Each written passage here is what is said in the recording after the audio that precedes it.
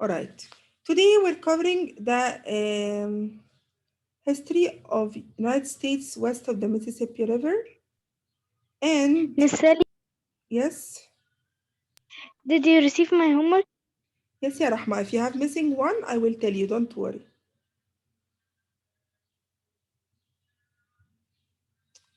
I have covered this part in the class. We have talked about the early settlements, and we said that mostly Native Americans were living in the area and dozens of different groups, but each group has a variety in language, culture, lifestyle, which has suited to the area they have lived in.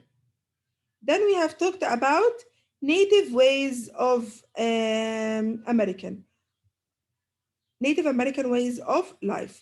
Who can read? Then we can summarize them. Who can read?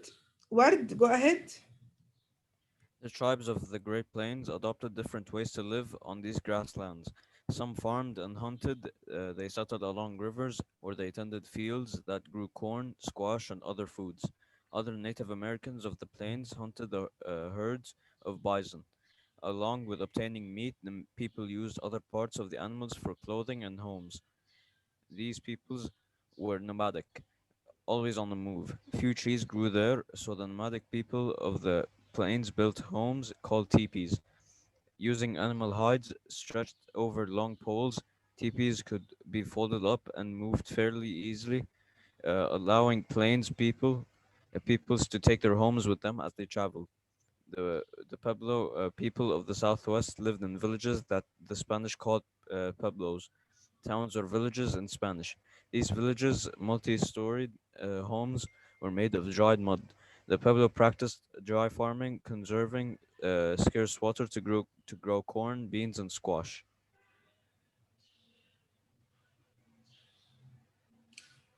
All right. So we said that American ways of life were varied.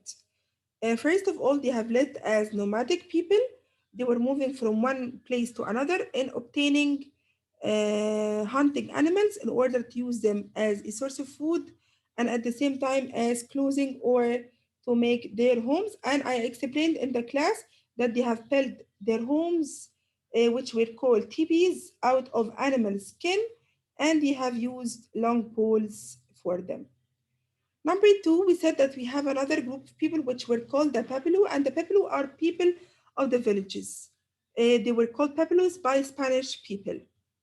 They have started to settle down. They have started to make villages in order to grow crops such as corn, beans, and squash.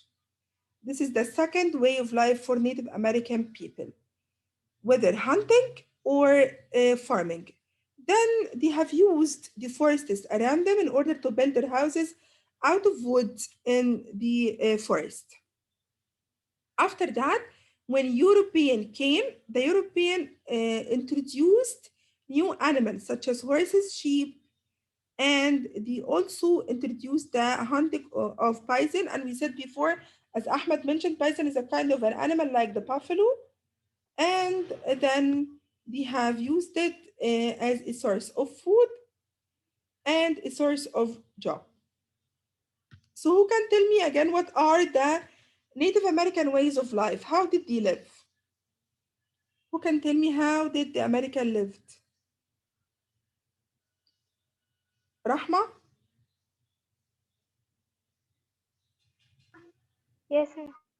tell me the Native American ways of life. Some of them hunted, and some take the parts of animals that made from them clothes and homes, Mhm. and they fished salmon and sea mammals. Yes, thank you. Thank you, Rahma, very much. So these are mainly the ways of life. Then we have talked about um, the Spanish colonial or the colonial times. Of course, Spanish came to colonize the area. Karim, read.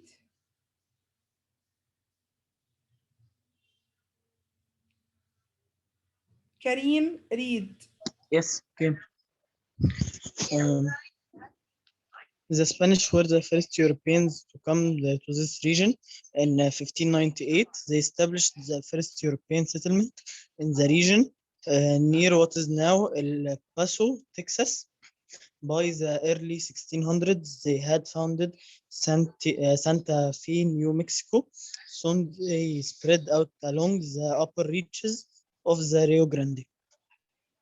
In the 1700s, the Spanish settlers, part of California and Texas, central to some settlements, were missions.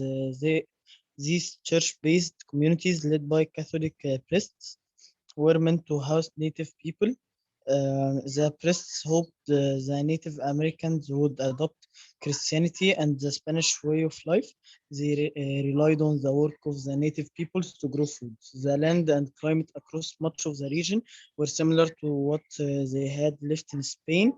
The Spanish settlers introduced numerous types of crops that grew in Spain but did not exist in the Western Hemisphere. These included oranges, grapes, apples, peaches, pears, and olives. The Spanish also adopted crops that grew in the Western Hemisphere but not in Spain. These crops included corn, tomatoes, and avocados.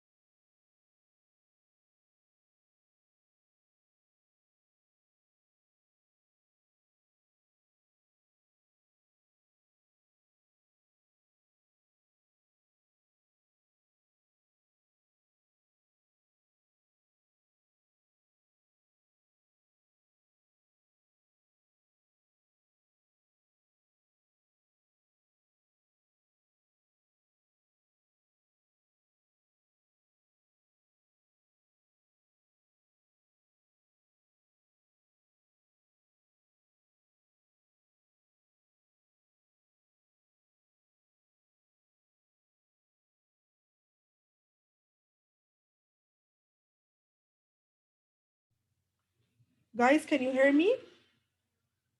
Yes. I guess there is a problem with the internet. Slugging? Okay, again. So we said again that the Spanish were the first European to come to the region. Of course, they did their settlements and they did something called missions. What did the Spanish do when they arrived to the area? They did two things: settlements and missions. The settlements were to settle down and to start colonizing the area. The missions were basically to convert Native American into Christianity. So they have tried to turn Native American into Christianity, and at the same time, they have helped people to introduce new crops. They grow numerous types of crops such as oranges, grapes, apples, pears, and olives. Also, you can add to these avocados, tomatoes, and corn. So, who can tell me again what did the Spanish do when they arrived to United States? Adam Wassel. Adam Wassel, tell Yes. me what about the Spanish? What did you do when you arrived? They uh, they tried converting people to Christianity and they introduced them to new crops Mhm. like tomatoes, corn, and avocados. And other crops. And they have made settlements in the area. Thank you, Adam, very much. This was basically all about the colonial times. Karim, can you continue reading this part? What happened in the year 1680? Okay. In the 1680s, France claimed the land drained by the Mississippi River, which included much of the land east of the Rocky Mountains. It called this vast area Louisiana. Over the years, the French placed a few settlements along the Mississippi River. The most important was New Orleans. It was founded in the early 1700s as a port for shipping goods from the river's valley. All right. So in the year 1680, actually, France wanted to claim the land, which was drained by the Mississippi River. Why? Because was one of the most important and fertile soil there, and they wanted to build a settlement there. And they have formed or founded a port for shipping goods in this area. Now, let's move on to talk about the westward expansion. Abdurrahman Sabharit. Yes, when the American Revolution ended in 1783, the territory of the United States was entirely east of the Mississippi River. Much of this land was still unsettled by white Americans, but after the Revolution, they quickly began moving to the for- furniture in large number. Furniture is a region just beyond or at the edge of a settled area. Soon Americans turned their eyes west of the river, eager for more land. So, before we complete, we said that the American Revolution, after the America get its independence, and we have studied this before in grade six, the revolution or the frontier is a region beyond the edge of the settled area. Americans turned their eyes west, the river, and they were eager to expand in the land. طيب عبد الرحمن بقى tell me about exploring the west, then settling in the west. What happened in order to explore the west? Complete reading. In 1803, President Thomas Jefferson purchased the vast Louisiana territory from France. The Louisiana purchase gave the United States most of the land between the Mississippi River and the Rocky Mountains. Soon after, Brother Lewis and William Clark led nearly 50 men to explore parts of the area. The Lewis and the Clark's expedition lasted more than 2 years as they traveled from St. Louis to what is now the coast of Oregon and back. They traveled along the Missouri River as far as they could, and then they processed the overland by horseback. They mapped the land and rivers they saw. They recorded data about the plants and animals living there. They also made peaceful contact with Native American people by reaching the Pacific Ocean. They helped set an American claim to Oregon and Washington. Over the next decade, the other explorers helped open new areas. Meanwhile, hardy adventure called the mountain men began to trap beavers in the Rocky Mountains. Their travels added more knowledge about the geography of the American West. They also discovered ways through the mountains that settlers would use later. All right. So we said that we have three ways of exploring the West. Number one, President Thomas Jefferson have bought Louisiana territory from France and gave it to the United States. Number two, there was the Lewis and Clark expedition. They have traveled from St. Louis to what's known now as Oregon and back. They traveled in order to explore the area around Missouri River as far as they could. Okay, and they have recorded many data about it. Number three, these explorers have helped other explorers to find the area around the Rocky Mountains and to add to the knowledge about the geography of American West. So how did they explore the West? By buying Louisiana, by doing expeditions, especially the Lewis and Clark expedition to explore the West, and this kind of expeditions have helped them in order to explore more about the area, and they have added to geographical kind of information. Okay, let's talk about settling the West. Who can read settling the West? Ahmad Saber. Ahmad Saber. Okay. By the 1830s, some Americans had come to believe in the idea of manifest destiny. According to this concept, the United States has a right to extend its borders to the Pacific Ocean. This belief helps promote the nation's westward movement. Settlers began moving to the rich farmlands in what is now Oregon. Traveling in wagons, they took a long route called the Oregon Trail. It it carried them across the Great Plains and through the passes in the Rocky Mountains. Over the years, dozens of people moved to Oregon. What is now Oregon and Washington, however, were claimed by both the United States and Great Britain in 1846. The two countries reached an agreement.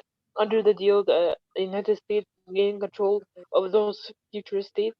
Britain kept control of the North, which became part of Canada. Meanwhile, some American settlers had moved to what is now Texas, which belonged to Mexico at the time. In the next decade, they declared independence. They set up an independent country through though many Texans wa- uh,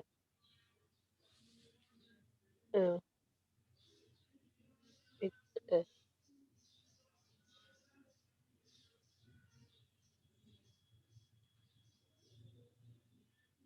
though many Texans wanted to join the United States.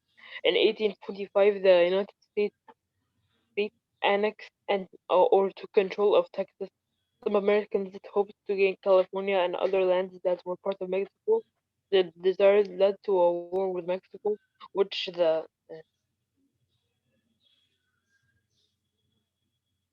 Miss, can you go down?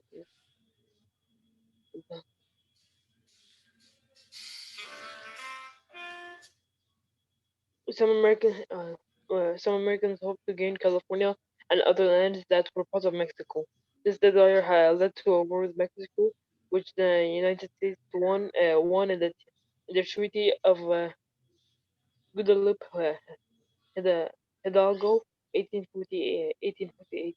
Mexico gave the United States a vast area that later formed all of California, Utah, and Nevada, and part of Colorado, Arizona, Wyoming, and New Mexico. This this territory added a sizable Spanish-speaking population to the United States. All right. So we said that after expanding in the West, we have settled down in the West. Number one, what's a manifest destiny? Actually, it's